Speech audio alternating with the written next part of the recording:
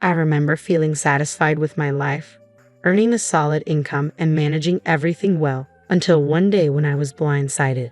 My credit card company called to inform me of a $91,000 charge that I didn't recognize. I was in total shock. Without hesitation, I halted the payment, trying to make sense of the situation. Around the same time, my husband Jason, who was traveling for work, started calling me repeatedly. Despite the chaos, I quickly took control of what was happening. At 31, I had become a manager at my company, and Jason, also 31 and my college sweetheart, and I had been married for 2 years. While many of our friends opted for a change after marriage, I stayed in my role, earning more than Jason, which sometimes worried me about our future, especially considering the instability of his income. We maintained financial independence, managing our own finances and equally sharing household expenses.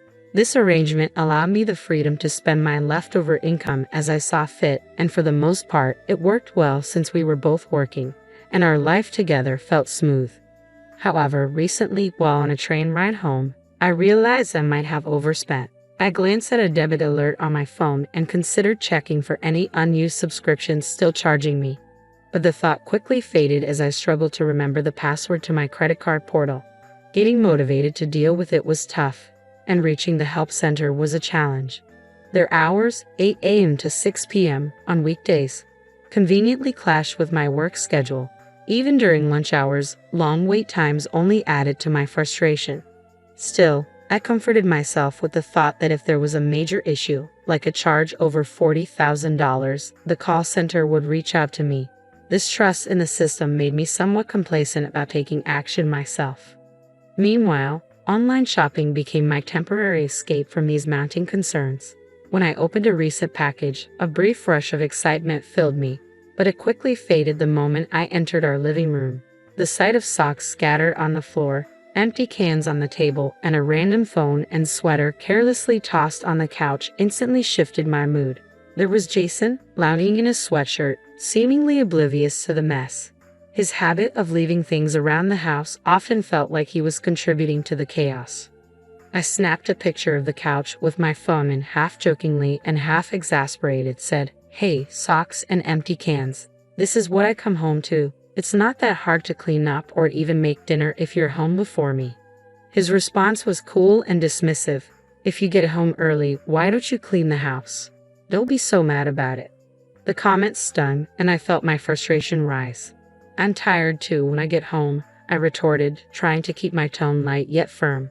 "If you're not going to help clean, maybe you should think about whether you'd rather be working or doing chores." "Please, just drop it," he replied, not once but twice, signaling his annoyance without truly grasping the weight of my words. I shot him a stern look, but he was too absorbed in his phone to notice my frustration. It felt unjust that I was carrying more of the workload, both at work and at home. Was I being unreasonable? I wasn't sure, but I feared that confronting him might make him more indifferent to our home's upkeep.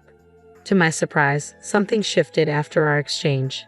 Jason started coming home later, even on days when I arrived early. It seemed he had decided to put in extra hours at work, as if, in his way, he was trying to address the imbalance in our lives. I was in a particularly good mood that day, so I threw myself into my chores with more energy than usual.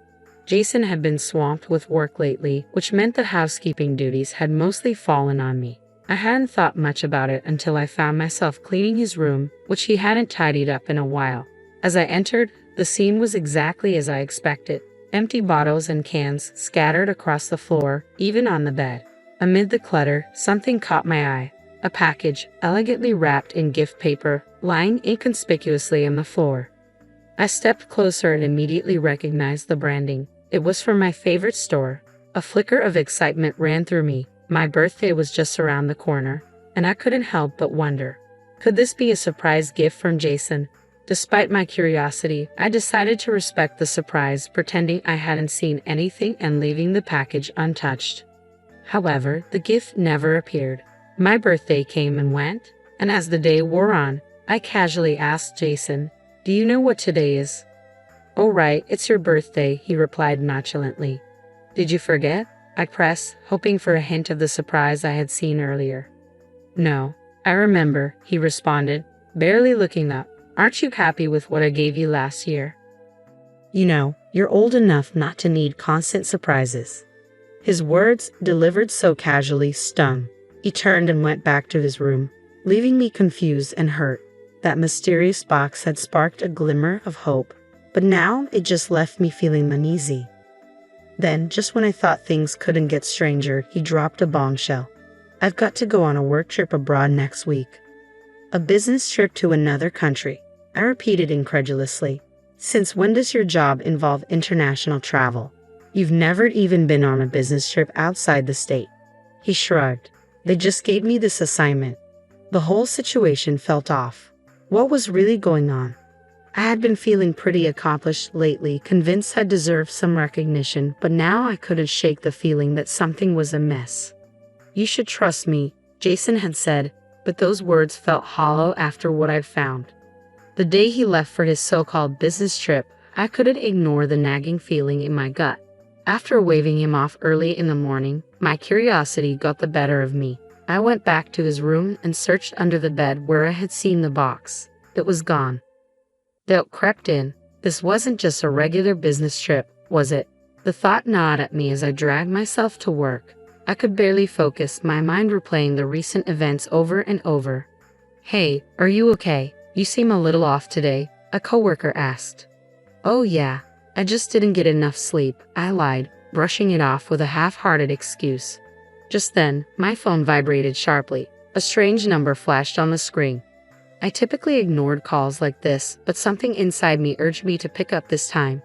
"Excuse me, I need to take this," I said, stepping outside. It was the credit card company's call center on the line. As I listened, a whirlwind of thoughts flooded my mind about my husband, our recent issues, and whether I should be sharing my password with him. Then the representative's words broke through my thoughts. "This is from our debt protection service. It seems there has been a charge exceeding $40,000 on your account," the voice explained calmly. I was stunned. A mixture of disbelief and concern hit me all at once. What on earth was going on? The conversation took a sharp turn when she dropped another bombshell. "There's also a charge for $91,000. "That's impossible," I gasped, my heart racing. I rushed back to my desk, fumbling through my wallet, only to realize my credit card was missing. "That's the card I meant to have with me," I said, panicking. "Pardon me, can you please halt that transaction?" I asked urgently, the phone pressed tightly against my ear. "Yes, it's still pending, so we can stop it," she reassured me, and a wave of relief washed over me. "And please, can you handle the stolen card issue immediately?" "I don't have it with me," I added. "Yes, ma'am, I'll take care of it right away," she responded. Even though the situation was partially under control, the adrenaline continued to pump through my veins. After hanging up, my heart was still pounding. "I'm sorry, I'm not in the right state to work. I need to leave early," I explained to my boss. "It seems my credit card was stolen and almost misused, and I have a lot to sort out." He understood and allowed me to leave. I quickly caught the train home, checking my phone along the way to find countless missed calls from Jason. It felt as though he was trying to confess something. I rushed home, threw off my shoes, dropped my bag, and went straight to Jason's office. His desk was cluttered, but what caught my eye was his search history, luxury cruises and travel plans for two. These weren't work-related at all. I hadn't been invited to any event like this. The so-called business trip was clearly a cover for something else. My heart sank as the implications started to hit me. Scrolling through my old emails, I found a name that stood out. "Billy. What the heck is this?" I muttered, my anger rising. I wanted to slam the keyboard in frustration, but instead, I forced myself to look for concrete proof of what was really going on. My phone kept ringing incessantly as I pieced everything together. "Oh my God, just stop," I whispered to myself, overwhelmed by the mounting evidence. I groaned, feeling completely overwhelmed by the betrayal and chaos unfolding before me. The weight of it all was suffocating. In the midst of my turmoil, I decided to use the password the call center had provided to check my credit card transaction history. I logged into my account and began scrolling through the records, my disbelief growing with each new entry. Then I saw it, an expensive handbag purchase. The pieces suddenly clicked. Jason had used my credit card to indulge his mistress, Olivia, and even funded a supposed business trip abroad. The realization hit me like a ton of bricks. I had ignored several calls before, but now, gathering what little courage I had left, I answered the phone. You finally picked up after I tried so many times. Jason's voice was anxious, the tension palpable. He immediately began talking about the credit card.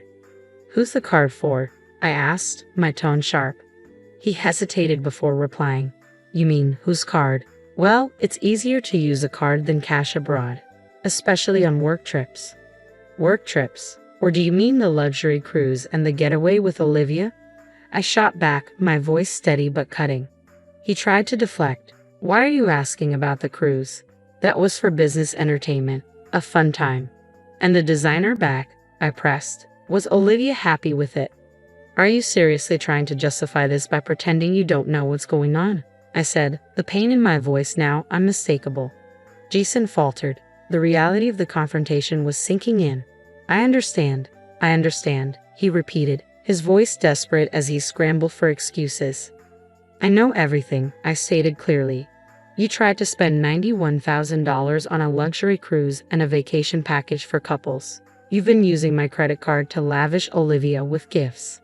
There was a long pause before he finally admitted, I'm sorry, I cheated. I'm sorry, but I can't come home until you reactivate the credit card, he pleaded, his words hanging in the air. The absurdity of it all was almost pitiful. Do you really think an apology and admission are enough to make all of this go away? I asked, the weight of his betrayal pressing down on me. The conversation had shifted from mundane marital grievances to a painful reckoning, and I felt utterly betrayed.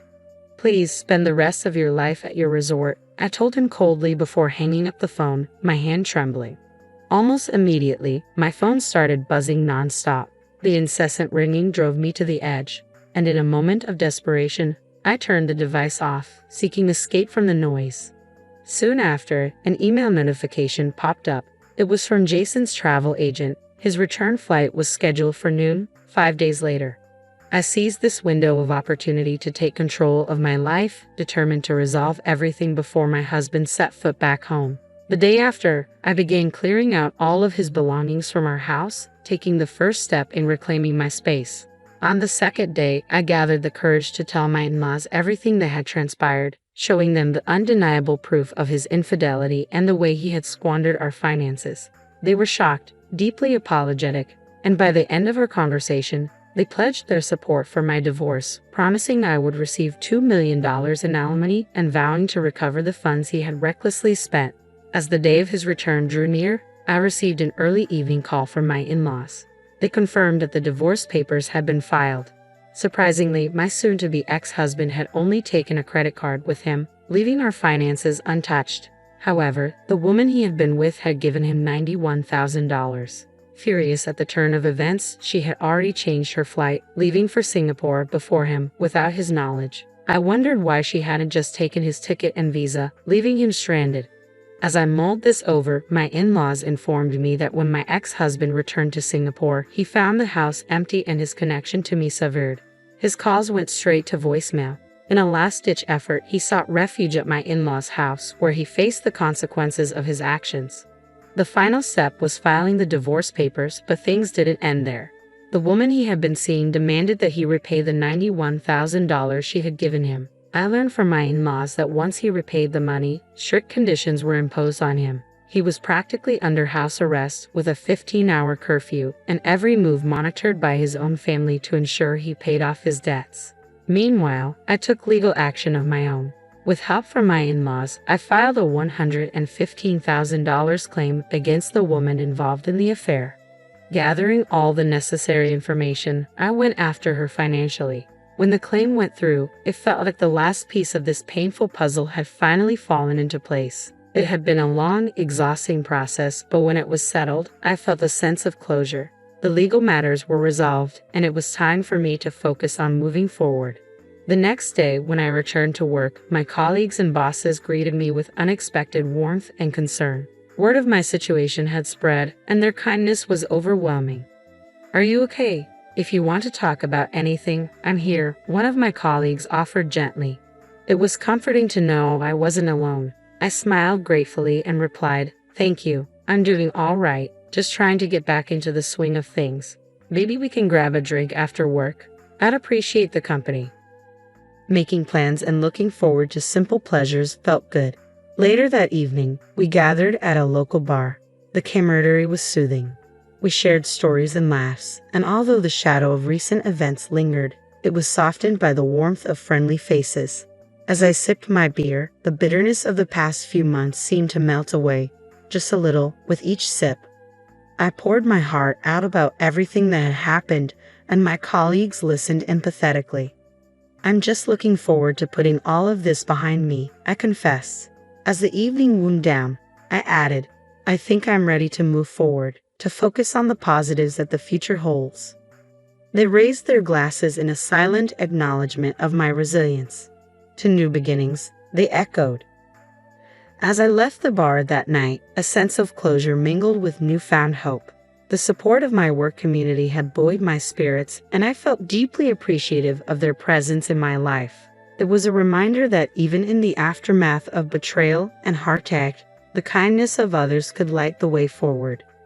Looking ahead, I felt a cautious optimism. The past couldn't be changed, but the future was still mine to shape. With the legal matters settled and my boundaries firmly in place, I was slowly rebuilding a sense of normalcy. The path ahead wouldn't be without its challenges, but I felt prepared to face them, bolstered by the support of friends and a renewed sense of self. Better days, it seemed, were on the horizon.